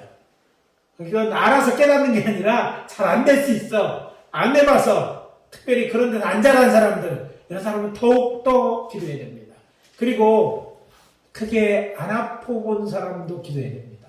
병이 얼마나 힘든 건지, 병이 얼마나 모든 것을 앗아가는지 심각성 모를 수 있어요. 그래서 정말 유명한 목사님들, 우리나라의 지도자급 목사님들의 공통점을 조사하면 다 죽기 직전까지 갔다. 조영기 목사, 하얀교 다 이분들이 왜 겸손했을까? 용건자 했더니 간증문에 공통적으로 나와. 근데 그건 다 별로 안 봐. 근데 사실 중요해. 왜? 자기가 그 고통 속에 있어 보니까 정말 뭐가 진짜인지가, 진짜 죽음 앞에 서 보면요, 뭐가 가치 있는 것인지 알게 됐거든요. 그리고 내가 고통, 정말 오늘 밤에 내일까지 가는 게 고통이었을 때, 누가 아프다고 했을 때 그냥 넘길 수 없어요.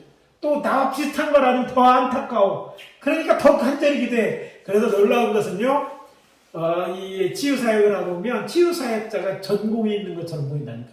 어떤 사람은 발이 잘 드러나. 어떤 사람은요, 류마티스가 잘 나서.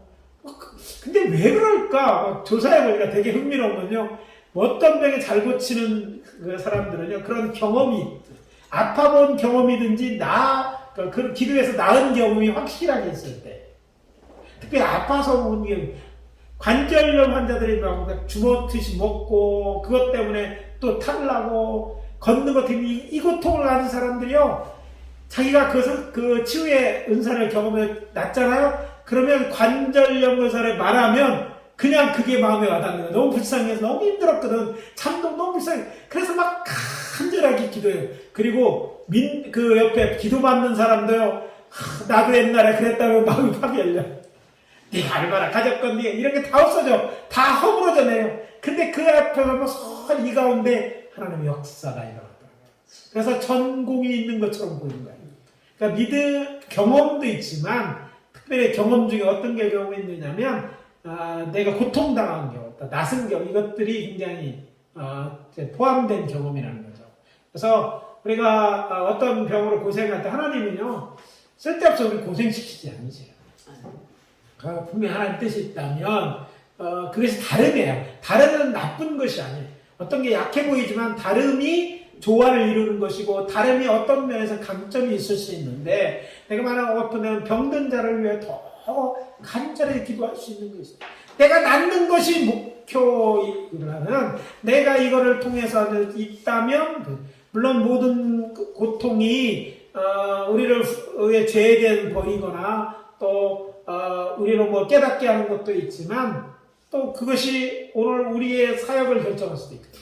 하나님의 영광을 드려줄 수 있는 거예요. 그래서 나중에 가면 정말 우리는 송명에서는 공평하신 하나님을 이야기할 수밖에 없을 거예요. 우리는 다 몰라서 그렇지 알게 되면. 그래서 제일 무엇보다 불쌍히 여기는 마음이 돼요. 그리고 또 예수에 대한 예수의 명령과 향한 약속에 반응하는, 하나님의 명령하셨어. 말은 안 돼. 그러나 주님의 명령이 이게 중요해. 나는 안 돼. 안 될 것 같아. 해본 적도 없어. 근데 명령이니까. 근데 다 누구나 초보 운전이 있잖아. 운전하는 사람. 초보 때에 있어요. 가다 보고 뭐 들어박기도 하고 고속도로 타서 못 내려갖고 부산까지도 가는 사람도 있더라고. 부산까지 가서 돌려서 다시 올라와서 또 못 나와. 왔다 갔다 하는데 초보야, 초보. 그러나 초보가 되면 천천히 깨지는 것처럼 우리는 단지 뭐 주님의 명령에 순복할 교회를 향한 약속에 하나님 교회를 향해 그렇게 해야 된다고 노력할 때 이러는 거예요. 그래서 우리가 근데 이럴 때 역사가 나타나는 줄 믿습니다. 또 중요한 게 뭐냐면 또 좋은 일이 놓친 거 하나 더 설명한다면 이게 좋은 일이잖아요. 그러니까 좋은 일이 좋은 명령이에요. 사람이 필요한 그래서 이렇게 하고 그러니까 지금이라도 병든 자 있으면 찾아가서 손 얹고 기도하는 거예요. 뭐가 늘 잊지만 하는 건 내가 고치는 거 아닌 건데 뭘 나는 사역자야 그냥 나 거기까지가 내 일이야. 그래서 기도하시면 돼요.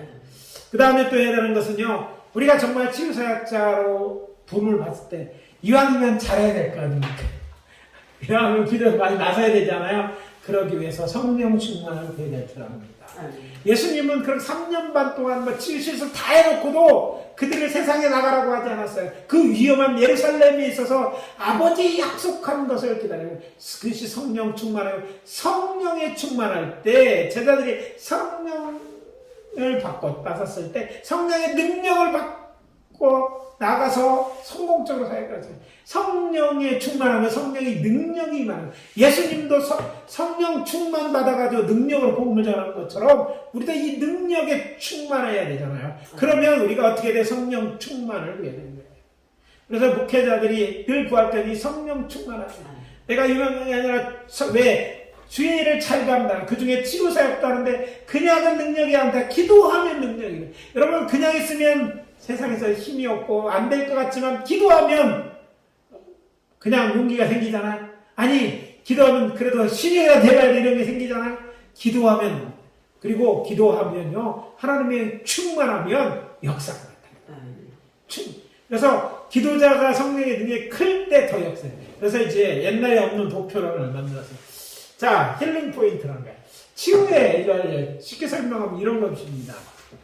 하나님의 치유는 이런 것이 있어요. 다른 저가 틀리게 전능하신 하나님, 더 힐러는 누구냐? 하나님이세요. 힐러는 하나님이시고 하나님은 치료하시는 하나님이신데 이 치료하시는 하나님께서 하나님은 치료자신데 이 치료하시는 하나님의 치료하려는 의지가 있어요. 근데 그 의지와 병자가 있어요. 밑에는 병자가 있죠. 병자는 낫고 싶어. 근데 치유하는 것과 낫는 것 사이에 이게 그 하나님의 일하심과 병자의 구하는 것이 맞아 떨어질 때 힐링, 거기서 치유의 역사가 나타나요. 근데 항상 이해 수평적으로 가. 하나님 늘 치료를 원하지만 사람은 안 구해. 이게 가는데 치유사역은 뭐예요? 사역자가 하는 일은 그 가운데 있는 거죠. 그래서 명자로서는 하나님의 더 치유를 구하게 해. 또 하나님의 말씀을 증거해서 병자를 끌어들여요. 그리고 또 하나님의 그 치유에 대한 일을 설계해서 하게 하고 병자가 그에서 서로를 맡아게 돼요. 그러니까 치유사역자의 양쪽에서 치유사역자가 하나님과 막 능력이 있으면 치유사역자의 힘이 더 강해서 믿음이 없는 사람들 끌어올리는 막 놀라운 역사가 일어나. 그러나 또 치유사역자가 이제 그 병자까지 많이 믿음에 대해서 더 키워주게 되면 치유사역자들이 믿음으로 인커리지를 하면 병자는 그 믿음이 자라서 주님이 원하시는 만 믿음에 이룰 수 있어요. 이게 중간이에요. 그래서 양쪽이 부딪힐 때 저쪽에서 여기 그 라이트 있잖아요. 이 전류가 불이 들어오시지 치유의 역사가 나타나는 거예요. 근데 그 중간에 치유사역자가 있는데 하나님과의 관련해서는 마음이 중요해요. 하나님의 마음이 중요하고 마음을 아는 게 중요해요. 하나님이 얼마나 불쌍한지 하나님 마음도 알아야 돼요. 그 다음에 능력이 있어야 돼요. 이제 지금 오늘날 교회 시대에 하나님은 치유하시는 하나님은 전체 하나님의 사역이지만 특별히 성령이 치유하셔요. 성령이 막 은혜에 충만하면 성령의 치유의 역사가 강하게 나타나는 거죠. 그러니까 누구에게 치유사역자가 강하게 할 때 나타나요. 그러니까 병자들의 작은 믿음에 큰 역사를 일으킬 수 있어요. 반대로 치유사역자는 병자들의 믿음을 키워줍니다. 역사가 여기밖에 안 돼. 그런데 이 사람이 믿음이 있어야 되는 이 믿음을 키워주는 사람이 말씀을 계속 얘기하고 돌보고 이걸 키워줘서 만나게 하는 것이 이 치유사역자고, 이 치유사역자는 그러니까 정말 필요한 거예요. 그래서 치유사역자가 성도들을 통해서 믿음을 갖게 하고 기도하게 하는 거예요. 믿음도 없고 기도가 없으면 아무리 하나님이 하려고 해도 역사가 안 나타나는데, 그것을 내버려두지 않고 치유사역자 우리를 보내서 하나님의 놀라운 역사를 저들을 통해 나타나도록 저들이 믿음 갖고 기도하게 하는 거예요. 근데 그것뿐만 아니라 그 하나님의 그 놀라운 역사가 특별히 그런 능력이 일어나면, 그 치유가 일어나면 우리가 권능을 받는, 큰 역사가 일어날 권능이 가질 때 그 자신의 할 때 더 많은 역사가 나타날 수 있습니다.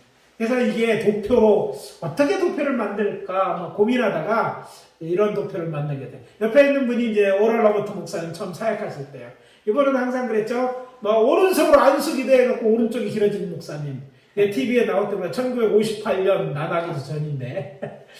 근데 그때 치유할 때 이게 방송으로 직접 중계되는 한 사람을 이 사역자를 통해 사람을 수많은, 나중에는요, 놀랍게 이분이 기도하는데 TV로 가니까 TV 속에 있는 사람도 TV에 손을 얹고 기도하십시오. 그런데도 기적이 나타납니다. 그 치유 사역자가 하나님의 믿음이 있어요. 능력에 그 성령이 충만할 때 그런 믿음이 강하잖아요. 아니 멀리 떨어졌는데 TV에 있는데 그거는 치유의 역사가. 제가 우리 학교 자랑할 때 그러잖아요. 학교에 제일 높은 게 우리는 63도 61점 40 그리고 30 그 구약식 성경 맡은 높이의 빌딩이 같이 있어요. 이게 의과대 건물이에요. 그러면 엄청나게 큰 학교, 근데 그게 딴 거 설명하는 게 그 학교를 질 때 다 수평으로 졌는데 수평은 컨테이너로 왔다. 이렇게 경험한 사람들이 이 사역에 동참한 거예요. 그래서 그만큼 놀라운 역사가 일어났다는 거예요. 이게 제가 설명하는 것은 바로 그 치유사역자 한 사람 얼마나 많은 영향력을 했더라. 여러분이 교회뿐만 아니라 여러분이 있는 그곳에 이런 역사가 나타나요. 그래서 물론 하나님 여전히 치유하기를 원하시죠. 저들의 영혼도 구원하고 치유하기 이스라엘 원하시고 병자를 낫기를 원하는데 서로 연결지면 그 사이에 우리가 있어요. 그래서 교회의 치유사역자의 중요한 인물은 치유 역사의 중요한 인물은 우리라는 거예요. 왜? 힐링 포인트를 우리는 성도들에게 믿음을 심어주고 기도하라고 얘기하고 불쌍히 하는 그렇게 겁납니다. 그리고 기도하고 주님의 마음을 가지고 능력을 구해서 하나님의 성령이 충만하고 해서 이 강의에서 더 많은 사람 믿음의 아주 잘 끌어올려서 할 수 있는 데까지 이르는다면 그건 성공적인 치유사역을 하는 거라는 거죠. 그래서 또 필요한 게 뭐냐면 이게 뭔가 전달할 때 성결한 사람, 의인의 간구는 역사하는 힘이다. 거룩한 삶을 살 때, 거룩하게 살 때, 이 거룩한 삶이 있는 자들에게 하나님의 역사가 강하게 나타나요. 그래서 하나님의 역사가 더 컸다라고 생각하기보다는 저는 이렇게 생각합니다. 치유의 증제자에 갖는 것 똑같아요. 하나님이 이제 생명되는 여기 심장에서 피가 혈관 복부까지 차야지 건강한 몸이 되는 것처럼 교회가 건강하고 하나님과의 관계를 견장하려면 이 하나님의부터 생명선에 문제가 없어야 돼요. 치유사역자들이 마찬가지입니다. 이분들이 이 중간의 역할을 전달하는데 그렇지 못하게 잘못된다는 이 전달은 호수와 같은 역할을 하는 치유 중재자들이 죄를 짓거나 또 믿음이 적거나 불의한 일을 행하거나 불순종하면 그런 것들이 자기 것들이 쌓이면 찌꺼기처럼 하나님의 역사를 충분히 전달이 안 돼서 밑에는 더 그런 생명의 풍성을 누리지 못하는 거라는 거죠. 그러니까 치유사역자가 이런 뜻을 떠나는 거예요. 그러면 깨끗하게 완전히 하나님의 그 놀라운 생명의 은혜가 우리 삶 곳곳에 병든 자들의 삶에서 치유의 역사로 나타날 수 있다는 거예요. 그래서 오늘 우리는 하나님 앞에 능력만 구하는 게 아니라 성결의 삶을 살아야 됩니다. 이거는 기본이에요. 선택사항이 아니에요. 의롭게 하라고 부름도 없고 의롭지 못한 과거에 대해서 죄에 대해서 주님이 우리 대신 십자가에 죽으셨어요. 그냥 용서해 주셨으니까 용서할 줄 믿고 마음대로 죄 짓는 거 이건 하나님의 뜻이 아니고 바른 삶이 아니에요.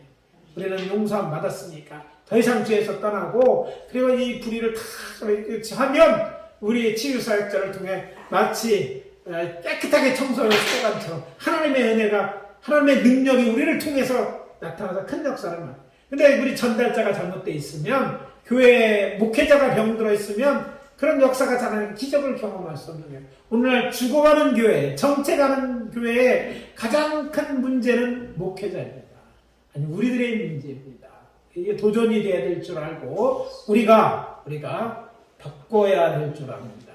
그래서 정말 해야 되는데 그러기 위해서 더욱더 우리는 준비해야 되는데 먼저 불쌍히 여기는 낫고자 하는 믿음, 그 구하는 거, 성결한 삶, 이 모든 것이 여기서 필요한 거죠. 그래서 이제 치유사역할 때 그럼 어떻게 하느냐? 먼저 어떤 병이 걸렸는지 잘 원인을 조사한다. 이건 내 실천실하게 또 할 거예요. 다음 주에 예수의 이름으로 기도하고 성서로 기도하는 거 실천 부분에 이제 간단하게 하는데 그럼 먼저 어떤 종류인지 병인지 알아야 치료하잖아요. 내과를 갈지 외과를 갈지 아는 것처럼 구별해서 알 필요가 있다 이런 거고 또 기도할 때 어떻게 되냐면 예수의 이름으로 기도하는 거 중요한데 우리가 성령 안에서 기도할 때 잘 안 될 때 있잖아요. 간절한 기도, 부르짖는 거, 금식 기도만큼 또 중요한 기도가 방언으로 기도하는 거예요. 방언으로 기도할 때 특별히 영적 사역에서는 이게 간절한 기도이기도 하지만 이게 파워 있는 기도가 된다는 거죠. 그리고 병자 치료될 때까지 어떻게 해야 돼? 중요한 건 끝까지 기도하는 계속해서 기도하는 거. 그리고 계속 할 때마다 바로 지금 right now 지금 치료해달라고 기도하는 거예요. 기도해서 오늘 다음 또 지금 치료해달라. 이게 우리의 믿음에 대한 얘기고 또 아까 얘기한 것처럼 도유하고 기름 받아서 손으로 만져주고 또 안수하고 이런 일을 통해서 해야 된다. 그래서 결과적으로는 그렇게 하면서 교회가 치유의 공동체가 되는 게 목적이라는 거죠. 그래서 치유의 액션은 하나님의 나라가 있는 사인이었고 그래서 하나님의 나라와 관련이 있으니까 우리의 교회를 치유의 공동체로 해야 된다. 그러니까 교회는 must be 뭐 해야 되느냐? 힐링 커뮤니티가 됩니다. 치유의 공동체되고 네 교회 내 교회가 아니라 세상에 있는 교회 적어도 다른 교회도 몰라도 우리에 속해 있는 교회가 치유의 공동체가 되어야 된다는 것입니다. 상담에 대한 얘기 뭘 물을까 어떻게 진행할까 그런 얘기고 오늘의 과제는 이것입니다. 여러분의 교회 여러분이 치유의 좋은 사역자가 됩니다. 그래서 여기 있어요. 우리는 must be a good healing minister. 좋은 치유 사역자가 되어야 합니다. 그래서 이거 나는 좋은 사역자가 되려면 이제 100번씩 하면서 밑줄 그고 숙제 하도록 하겠습니다. 지금부터 10분 정도 쉬고 하도록 하겠습니다. 수고하셨습니다.